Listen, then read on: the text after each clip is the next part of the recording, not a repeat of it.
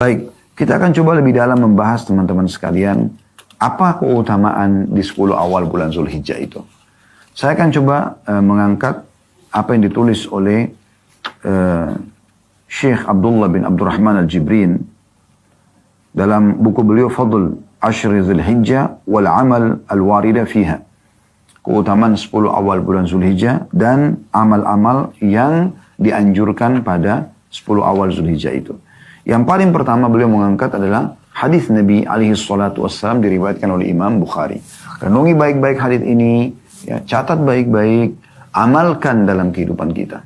10 hari dari sekarang, Anda akan masuk di hari-hari ini. Dengarkan baik-baik. Dari Ibnu Abbas radhiyallahu anhuma, beliau berkata, Nabi SAW bersabda, "Ma min ayyamin al-'amalu s-salihu fiha أحب إلى الله عز وجل من هذه الأيام يعني أيام العشر قالوا يعني أيام العشر قالوا يا رسول الله ولا الجهاد في سبيل الله قال ولا الجهاد في سبيل الله إلا رجل خرج بنفسه وماله فلم يرجع من ذلك بشيء.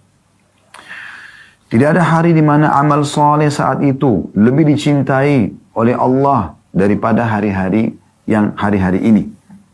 Yakni 10 hari awal bulan Zulhijjah. Apa makna potongan sabda Nabi SAW ini? Tidak ada hari-hari sepanjang tahun. Semua jenis amal soleh, wajib ataupun sunnah, yang lebih Allah cintai. Maknanya lebih besar pahalanya. Karena lebih dicintai oleh Sang Raja Allah Subhanahu Wa Taala. Ya. Lebih besar pahalanya, lebih mulia di sisi Allah Subhanahu Wa Taala dibandingkan amal-amal yang dikerjakan di 10 awal bulan Zulhijjah. Coba Anda bayangkan. Dan kita akan masuk 10 hari lagi, insya Allah dari hari-hari ini. Maka para sahabat karena penasaran mereka mengatakan, Ya Rasulullah, tidak juga jihad di jalan Allah. Semua orang tahu keutamaan jihad, meninggalkan keluarganya, meninggalkan pekerjaannya, pergi medan perang, bisa dibunuh oleh musuh. Ya. Jihad juga di jalan Allah ya Rasulullah. Maka kata Nabi SAW, tidak juga jihad di jalan Allah. Kecuali satu keadaan. Seseorang yang keluar berjihad membawa jiwa dan hartanya. Lalu tidak kembali membawa apapun dari keduanya. Artinya dia mati terbunuh di medan perang, mati syahid. Plus harta yang dia bawa ke medan perang semuanya habis disedekahkan. Baru makna hadisnya bisa menyamai amalan yang dikerjakan di 10 awal bulan Zulhijjah. Apakah itu amal wajib atau amal sunnah. Amalan sunnah pun masuk di dalamnya.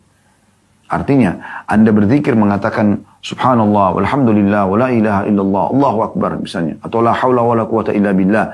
Atau Allahumma salli ala Muhammadin wa ala ali Muhammadin kama sallaita ala Ibrahim wa ala ali Ibrahim innaka hamidun majid. Wa barik ala Muhammadin wa ala ali Muhammad kama barakta ala Ibrahim wa ala ali Ibrahim innaka hamidun majid.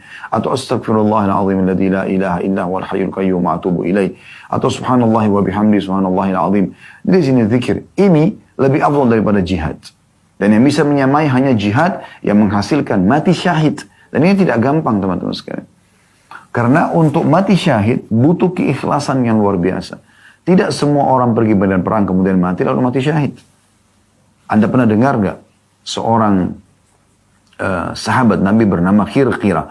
Orang ini disebutkan dalam hadits Bukhari adalah orang yang suka melayani Nabi alaihi salatu wassalam. Dialah yang mengatur pelana Nabi SAW ya. Persiapan tunggangan Nabi SAW pada saat Nabi sedang mau pergi atau Nabi lagi istirahat atau Nabi sudah pulang SAW.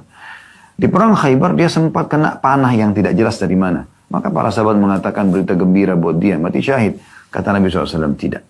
Sesungguhnya kain, ada sepotong kain, sapu tangan gitu, yang disembunyikan di kantong yang dia ambil sebelum pembagian harta rampasan perang sudah cukup memasukkannya ke dalam api neraka. Coba bayangkan, ngambil ya, harta rampasan perang yang nanti jadi halal buat dia kalau setelah diberikan kepada panglima perang dan dibagi, tapi dia ambil lebih dulu, dia kantongin, dia curi gitu kan, maka sudah cukup membuat dia malah tertolak gitu kan.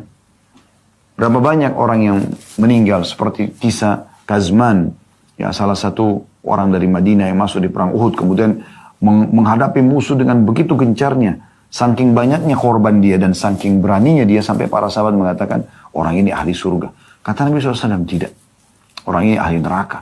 Maka sebagian sahabat penasaran mengikuti Kazman ini sampai ternyata Kazman kena sabetan pedang musuh ya dari pasukan Quraisy di daerah kakinya berdarah sobek. Karena kesakitan dia ke pinggir medan perang, dia duduk lalu dia ambil pedang lalu dia bunuh diri sambil mengatakan, aku hanya berperang membela kaumku.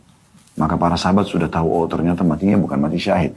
Jadi nggak mudah gitu. Orang untuk mati syahid ini harus ikhlas, tulus.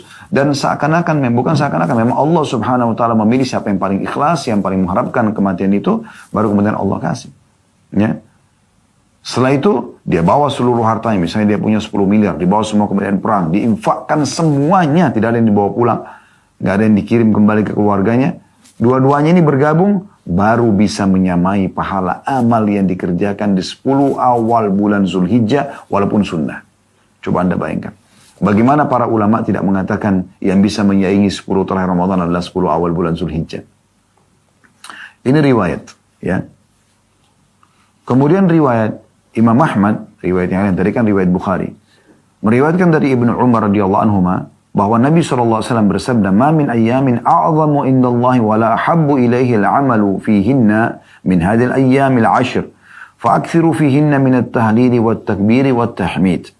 Tidak ada hari-hari yang paling agung dan amat dicintai Allah untuk berbuat kebajikan di dalamnya daripada 10 hari awal bulan Zulhijjah. Maka perbanyaklah tahlil, la ilaha illallah, takbir, Allahu Akbar, dan tahmid, ya, alhamdulillah, ya, pada saat itu. Jadi dua buah hadits ini melengkapi apa yang tadi sudah kita bahas dari ayat-ayat Al-Quran.